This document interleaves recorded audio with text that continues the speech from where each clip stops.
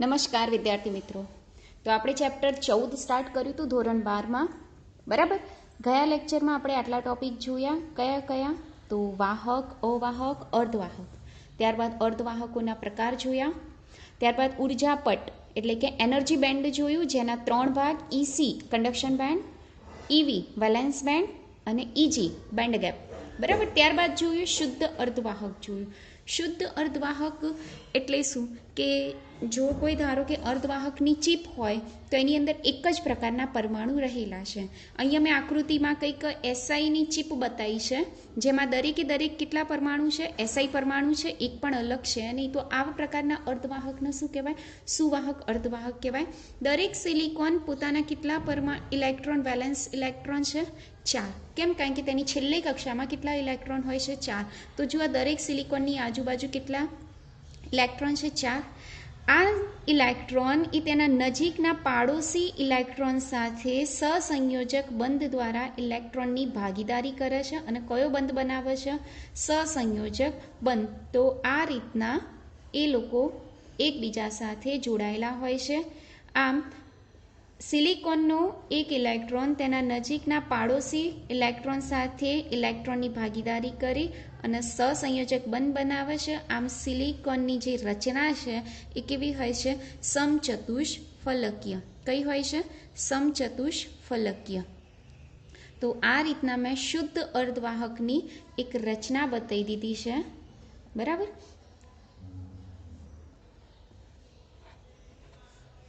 આવી રીતે, બરાબર. અહીંયા એક પણ ઇલેક્ટ્રોન મુક્ત છે નહીં. એનો અર્થ આ કઈ સ્થિતિમાં છે? તો 0 કેલ્વિન તાપમાને આ સ્થિતિ દર્શાવી છે કે જેમાં એક પણ ઇલેક્ટ્રોન મુક્ત નથી. તો આ પ્રકારનું અર્ધવાહક છે શુદ્ધ અર્ધવાહક. પણ આ પ્રકારનું અર્ધવાહક એક પ્રકારનું શેના તરીકે વર્તે? અવાહક તરીકે વર્તે, કારણ કે અહીંયા એક પણ મુક્ત ઇલેક્ટ્રોન છે નહીં. જો ઓરડાનું તાપમાન લઈએ એટલે કે થોડાક તાપમાન વધારીએ તો અમુક ઇલેક્ટ્રોન મુક્ત થાય અને તે વાહક તરીકે વર્તે, બરાબર. પરંતુ આ જે પ્રકારની વાહકતા છે શેના ઉપર આધાર રાખે છે? તાપમાન પર આધાર રાખે છે. તો મોટા મોટા જે ઇલેક્ટ્રોનિક સાધનો બનાવીએ તો એના માટે આ શુદ્ધ અર્ધવાહક જરૂરી હોતું નહીં. એ એટલું બધું કામનું નહીં. કેમ? કારણ કે તાપમાન બદલાય તો એની વાહકતા બદલાય, તાપમાન ઓછું થાય તો એની વાહકતા ઓછી થાય. તો આના આપણે બેઝ તરીકે લઈ શકીએ નહીં. તો જો ઇલેક્ટ્રોનિક્સ ઊભું કરવું હોય, સેમિકન્ડક્ટર ઇલેક્ટ્રોનિક્સ ઊભું કરવું હોય તો તેમાં કમ્પલસરી અશુદ્ધિ ઉમેરવી પડે. અને એ પ્રકારનું અર્ધવાહક કેવું અર્ધવાહક કહેવાય? અશુદ્ધ અર્ધવાહક કહેવાય, બરાબર. અશુદ્ધિ ઉમેરવી પડે એટલે કે એનું કોઈ એક પરમાણુનું બીજા પરમાણુ વડે વિસ્થાપન કરવું પડે, બરાબર. આમાં લગભગ 10 લાખ સિલિકોનના પરમાણુ હોય, એમાં અમુક સંખ્યાના અશુદ્ધિ ઉમેરવામાં આવે તો આ પ્રકારનું જે અર્ધવાહક છે કેવી રીતે વર્તે? અશુદ્ધ અર્ધવાહક તરીકે વર્તે. દાખલા તરીકે હવે અશુદ્ધિ કઈ ઉમેરવાની? બરાબર. જો એ પ્રકારનું અર્ધવાહક આપણું કયું બની જશે? અશુદ્ધ અર્ધવાહક. પણ આ અશુદ્ધિ કેવી રીતના ઉમેરવાની? તો આ જે સિલિકોન છે એ કયા સમૂહમાં છે? ચોથા સમૂહમાં છે. આથી એના નજીકના સમૂહનું કોઈ એક અશુદ્ધિ ઉમેરવી પડે, કાં તો ત્રીજા સમૂહનું કાં તો પાંચમા સમૂહની અશુદ્ધિ ઉમેરવી પડે. ત્રીજા સમૂહની અશુદ્ધિ ઉમેરો તો એમાં દાખલા તરીકે એલ્યુમિનિયમ, પછી ઇન્ડિયમ, બોરોન, આમાંથી કોઈ એક તત્વ ઉમેરી શકો છો. જો પાંચમા સમૂહની અશુદ્ધિ લેવામાં આવે તો આર્સેનિક, ફોસ્ફરસ અને આપણે લઈ લઈએ છીએ ગેલિયમ બી લેવાય.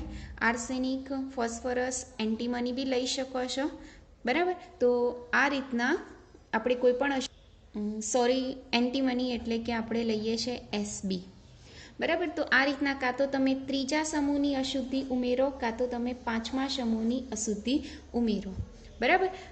આ પ્રકારની જો અશુદ્ધિ ઉમેરવામાં આવે તો જે ઘટના છે એ ઘટનાને આપણે કહીશું ડોપિંગ ઘટના. એ ઘટનાને આપણે શું કહીશું? ડોપિંગ ઘટના કહીશું. બીજું, અહીંયા જે અશુદ્ધિ ઉમેરવામાં આવે છે, દાખલા તરીકે aluminium, indium, boron, arsenic, phosphorus, antimony, કોઈ પણ અશુદ્ધિ ઉમેરો તો એ અશુદ્ધિને કહેવાય છે ડોપન્ટ. એ અશુદ્ધિને આપણે શું કહીએ છીએ? ડોપન્ટ. અને ઉમેરી દીધા પછી જે પદાર્થ બને છે, ઉમેરી દીધા પછી જે પદાર્થ બને છે એ પદાર્થના આપણે કહીશું ડોપ્ડ પદાર્થ. ડોપ્ડ સેમિકન્ડક્ટર પદાર્થ કહે છે. શું કહેવાય છે? ડોપ્ડ સેમિકન્ડક્ટર પદાર્થ કહે છે. તો આ વાત કરી મેં શેની વાત કરી? અશુદ્ધ અર્ધવાહકની વાત કરી. બરાબર. અશુદ્ધ અર્ધવાહકમાં બે પ્રકારના અર્ધવાહક. જો તમે ત્રીજા સમૂહની અશુદ્ધિ ઉમેરો તો એક અલગ પ્રકારનો અશુદ્ધ અર્ધવાહક થશે, અને જો તમે પાંચમા પ્રકારની ઉમેરો તો એ અલગ થશે. બરાબર. એટલે એના ઉપર આધાર રાખે છે. તો ધારો કે આપણે શરૂઆત કરીએ કે પાંચમા સમૂહની કોઈ એક અશુદ્ધિ આપણે ઉમેરીએ. પાંચમા સમૂહની કોઈ એક અશુદ્ધિ આપણે ઉમેરીએ. ધારો કે અશુદ્ધિ ઉમેરીએ છીએ આપણે આર્સેનિક. બરાબર. પાંચમા સમૂહમાં છે એટલે એની પાસે કેટલા ઇલેક્ટ્રોન હશે? 5 ઇલેક્ટ્રોન હશે. પાંચમા સમૂહની છે એટલે એની વેલેન્સ ઇલેક્ટ્રોન કેટલા હશે? 5. તો ચલો એક પરમાણુ લઈએ આપણે આર્સેનિકનો, અને આ સિલિકોનની જગ્યાએ આપણે આર્સેનિકનો એક પરમાણુ મૂકી દઈએ. બરાબર. એટલે આર્સેનિકને કેટલા વેલેન્સ ઇલેક્ટ્રોન છે? 5. 5 ઇલેક્ટ્રોનમાંથી 4 તો આની આ જગ્યાએ જોડાઈ જશે. તો વધ્યો કેટલું? 1 ઇલેક્ટ્રોન વધ્યો. તો 1 ઇલેક્ટ્રોન અહીંયા રહેશે. એ ઇલેક્ટ્રોન ક્યાં રહેશે? અહીંયા. એટલે આ અર્ધવાહકને એક વધારાનો ઇલેક્ટ્રોન દાન આપ્યો. એક વધારાનો ઇલેક્ટ્રોન શું થયો? દાન આપ્યો. આથી આવી જે અશુદ્ધિ છે એ અશુદ્ધિને આપણે શું કહીશું? ડોનર અશુદ્ધિ કહીશું. આ પ્રકારની અશુદ્ધિને આપણે શું કહીશું? ડોનર અશુદ્ધિ કહીશું. બરાબર. ફરીથી અશુદ્ધ અર્ધવાહકના કેટલા ભાગ પડે છે? 2. એના સમૂહના આધારે જો તમે એમાં પાંચમા સમૂહની અશુદ્ધિ ઉમેરો, એટલે કે જેની વેલેન્સી 5 ઇલેક્ટ્રોન હોય, એને કહેવાય છે પેન્ટાવેલેન્ટ કહીશું. આપણે એને શું કહીશું? પેન્ટાવેલેન્ટ અશુદ્ધિ. અને જે ત્રીજા સમૂહમાં આવેલું છે જેની વેલેન્સી 3 ઇલેક્ટ્રોન છે એના આપણે કહીશું ટ્રાયવેલેન્ટ અશુદ્ધિ. એના આપણે શું કહીશું? ટ્રાયવેલેન્ટ અશુદ્ધિ. તમે કઈ અશુદ્ધિ ઉમેરો છો એના પ્રકારે એનો ભાગ પડે. દાખલા તરીકે મેં પહેલાં કઈ અશુદ્ધિ ઉમેરી? પેન્ટાવેલેન્ટ અશુદ્ધિ ઉમેરી. એમાંથી કયો પરમાણુ લીધો? આર્સેનિક. આર્સેનિકનો એક પરમાણુ સિલિકોનની જગ્યાએ આપણે શું કર્યું? વિસ્થાપિત કર્યું. સિલિકોનના કેટલા હતા? 4. તો 4 ઇલેક્ટ્રોન આર્સેનિકના ગોઠવાઈ જશે, પણ એક વધ્યો તો એક અહીંયા મુક્ત રહેશે. બરાબર. આ પ્રકારની અશુદ્ધિ એ પદાર્થને એટલે કે અર્ધવાહકને ઇલેક્ટ્રોનનું દાન કરે છે. આથી આવી અશુદ્ધિને આપણે શું કહીશું? ડોનર અશુદ્ધિ કહીશું. જો ડોપિંગ અલગ છે, ડોપિંગ એ ઘટના છે, અશુદ્ધિ ઉમેરવાની ઘટના, એ તમે ટ્રાયવેલેન્ટ બી હોઈ શકે અને પેન્ટાવેલેન્ટ બી હોઈ શકે. પણ ડોનર એટલે શું? માત્ર પેન્ટાવેલેન્ટ. માત્ર પેન્ટાવેલેન્ટ અશુદ્ધિ ઉમેરો ત્યારે એ જે ઘટના બને, એ જે પદાર્થ છે એ પદાર્થને આપણે શું કહીએ? એ તત્વને આપણે શું કહીશું? ડોનર કહીશું. જે હંમેશા ઇલેક્ટ્રોન આપે છે, મુક્ત આપે છે. બરાબર. અત્યારે આ 0 કેલ્વિન તાપમાને છે. બરાબર. પરંતુ આ 0 કેલ્વિન તાપમાને પણ આ ઇલેક્ટ્રોન મુક્ત થઈ જાય. આ ઇલેક્ટ્રોન કેવું થઈ જાય? મુક્ત થઈ જાય. અને મુક્ત થવા માટે લગભગ જો આ એસઆઈ છે તો એસઆઈ માટે એને માત્ર કેટલી છે? અહીંયા આપેલું છે લગભગ તમને 0.07 EVની જરૂર પડે છે. બરાબર. કેટલી? 0.05 EV જોઈએ. આ ઇલેક્ટ્રોનને મુક્ત કરવા માટે માત્ર કેટલી EV જોઈએ? 0.05. જો આની જગ્યાએ તમે જર્મેનિયમ લઈ લો, જર્મેનિયમનો એસઆઈની જગ્યાએ જો તમારી પાસે જર્મેનિયમની ચિપ હોય તો એના માટે કેટલા EVની જરૂર પડે? 0.01 EVની જ જરૂર પડે. બરાબર. તો આ રીતના જો મારે આના માટે બેન્ડ દર્શાવવો હોય, એટલે કે એનર્જી બેન્ડ દર્શાવવો હોય, આ અશુદ્ધ અર્ધવાહક માટેની વાત કરું છું. શુદ્ધ અર્ધવાહક નહીં, પણ કયું? અશુદ્ધિ અર્ધવાહક. એમાં પોતાનો વેલેન્સ બેન્ડ તો હતો જ. બરાબર. આ કયો છે? Valence band. અને આ કયું હતું? આપણું કન્ડક્શન બેન્ડ. જે ઓરડાના તાપમાને 0 કેલ્વિન તાપમાને કન્ડક્શન બેન્ડ સંપૂર્ણ ખાલી અને વેલેન્સ બેન્ડ સંપૂર્ણ ભરેલું હોય છે. બરાબર.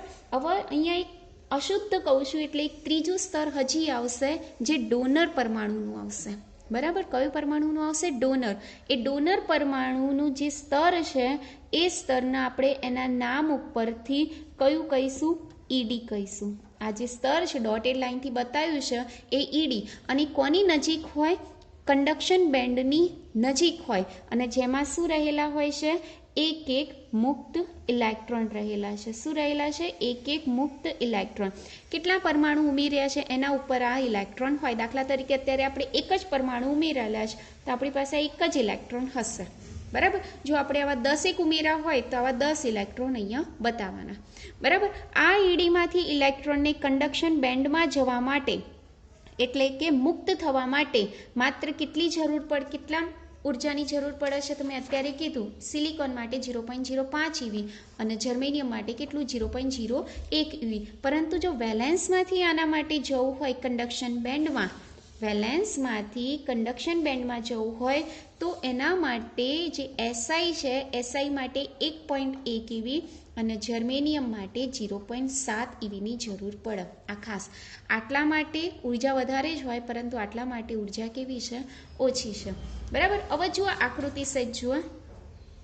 ઓરડાના તાપમાને હવે સહેજ તાપમાન વધાર દો તો આ ઇલેક્ટ્રોન તો મુક્ત થઈ જાય પણ આની જગ્યાએ કોઈ ખાલી જગ્યા રહેશે નહીં. એ મુક્ત ઇલેક્ટ્રોન જ છે. પછી આ ઇલેક્ટ્રોન પણ મુક્ત થશે. બરાબર. પછી આ ઇલેક્ટ્રોન પણ મુક્ત થાય. ખ્યાલ આવે? એટલે હવે અત્યારે ગણો તો હોલની સંખ્યા કેટલી? 2 અને ઇલેક્ટ્રોનની સંખ્યા કેટલી? મુક્ત ઇલેક્ટ્રોનની સંખ્યા 1, 2 અને 3. એટલે વધારે શું છે આપણી પાસે? મુક્ત ઇલેક્ટ્રોન. વધારે હોલ 2 જ છે, ઇલેક્ટ્રોન કેટલા છે? 3 છે. જો આવા 10 પરમાણુ હોય તો મુક્ત ઇલેક્ટ્રોનની સંખ્યા 10 હજી વધી જાય. બરાબર. એટલે અહીંયા ઇલેક્ટ્રોનની સંખ્યા એ હોલની સંખ્યા કરતાં કેવી છે? વધારે. તો ઇલેક્ટ્રોન છે, ઇલેક્ટ્રોનનો જે વિદ્યુત ભાર છે એ વિદ્યુત ભાર કેવો? નેગેટિવ. વિદ્યુત ભાર કેવો? નેગેટિવ. નેગેટિવનો પ્રથમ અક્ષર કયો? એન. આથી આ પ્રકારના અર્ધવાહકને એન પ્રકારનો અર્ધવાહક કહે છે.